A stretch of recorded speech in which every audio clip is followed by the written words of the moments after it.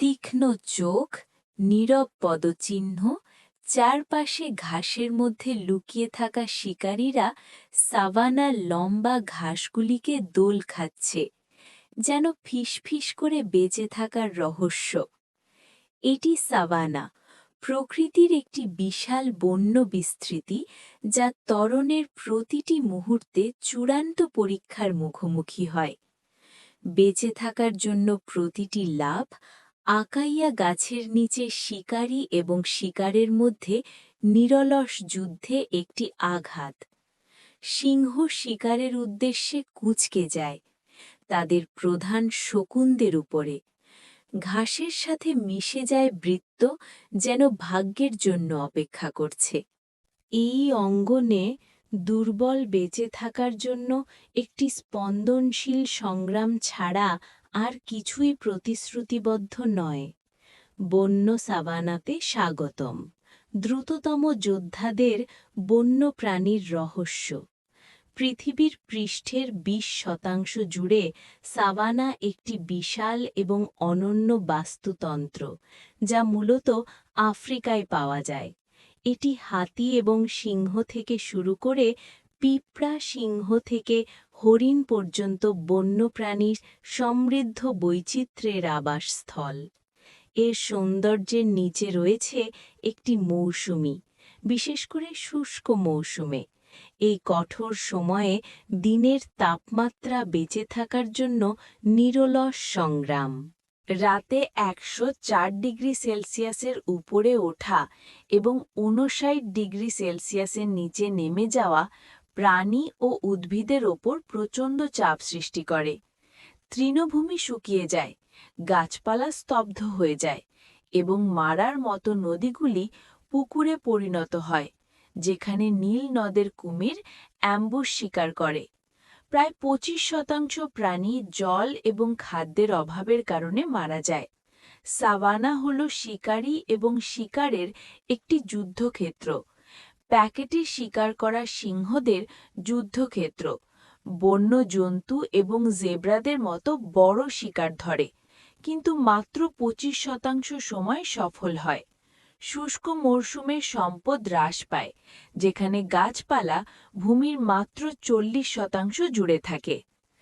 African হাতি, যারা প্রতিদিন প্রায় ৩৩০ থেকে ৬৬০ পাউন্ড খাদ্য গ্রহণ করে, তারা প্রায়শই গভীর গর্ত খনন করে জল খুঁজে বের করে, যা কেবল তাদের বেঁচে থাকতে সাহায্য করে না, বরং ছোট প্রজাতির জন্যেও জল সরবরাহ করে।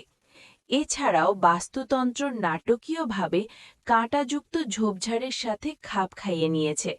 সাভানা থ্রাইবের প্রতীক অ্যাকেশিয়া তাদের চমৎকার খরা সহনশীলতার কারণে জিরাফ এবং পাখিদের খাদ্য সরবরাহ করে। শকুন এবং হায়নার মতো প্রজাতিগুলি রোগের বিস্তার রোধে মৃতদেহ গ্রহণে প্রাকৃতিক স্ক্যাভেঞ্জার হিসেবে কাজ করে। কঠোর শুষ্ক মরশুম সত্ত্বেও এটি সাভানা চক্রের একটি অপরিহার্য অংশ। এটি প্রাকৃতিক নির্বাচনকে সহায়তা করে। কেবলমাত্র সবচেয়ে শক্তিশালী ব্যক্তিরা বেঁচে থাকে এবং পুনরুৎপাদন চালিয়ে যায়। গবেষকদের মতে এই কঠোর জীবনচক্রের জন্য ধন্যবাদ সাভানা উচ্চ স্তরের জীববৈচিত্র্য বজায় রাখে, যেখানে ২ মিলিয়নেরও বেশি বন্যপ্রাণী, ২ লক্ষ জেব্রা এবং হাজার হাজার পাখি প্রজাতি বাস করে।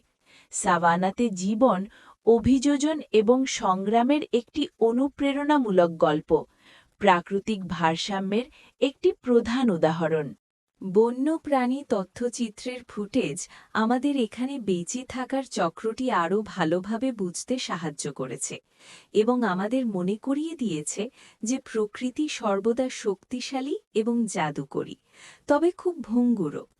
সাভানার শুষ্ক সমভূমির মধ্যে, যেখানে জীবন একটি দৈনন্দিন বাজির মতো, থমসনের গজেল গতি এবং তৎপরতার প্রমাণ হিসাবে দাঁড়িয়ে আছে। ছোট যোদ্ধা হিসাবে পরিচিত এই ভঙ্গুর অথচ শক্তিশালী প্রাণীগুলো মাত্র ৩৩ থেকে ৭৭ পাউন্ড ওজনের। সোনালি তৃণভূমি জুড়ে ধনুক থেকে ছোড়া তীরের মতো ছুটে বেড়ায়। বিবর্তন তাদের লম্বা পাতলা পেশি দিয়ে সজ্জিত করেছে। গতি তাদেরকে 50 মাইল প্রতি ঘন্টা বেগে চালিত করে, যা তাদেরকে বিশ্বের দ্রুততম প্রাণীদের মধ্যে স্থান দেয়।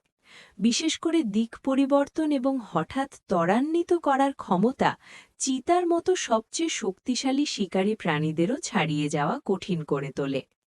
চিতা থমসন হরিণকে ছাড়িয়ে যেতে পারে। এটি ৬৯.৬ মাইল প্রতি ঘন্টা গতিতে পৌঁছেছে। কিন্তু থমসনের হরিণ ৯০ ডিগ্রি পর্যন্ত গতি পরিবর্তন করতে পারে গতি কম না করে। তাদের শক্তিশালী পা দিয়ে আক্রমণ এড়াতে সাহায্য করে। থমসনের গজেল সাভানার খোলা ভূখণ্ডকে তাদের গতি এবং তৎপরতা প্রদর্শনের মঞ্চ হিসাবে ব্যবহার করে। এই কারণেই তারা শীর্ষ শিকারীদের ঘন ঘন লক্ষ্যবস্তু হওয়া সত্ত্বেও এত অসাধারণভাবে বেঁচে থাকে।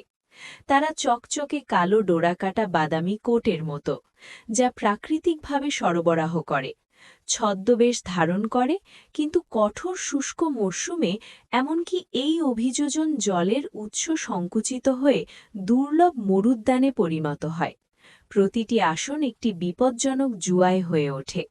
শিকারী সিংহ থেকে হায়েনা পর্যন্ত এইগুলির কাছে লুকিয়ে থাকে। জীবনরেখা প্রতিটি পদ্ধতিকে একটি গণনা করা ঝুঁকি তৈরি করে।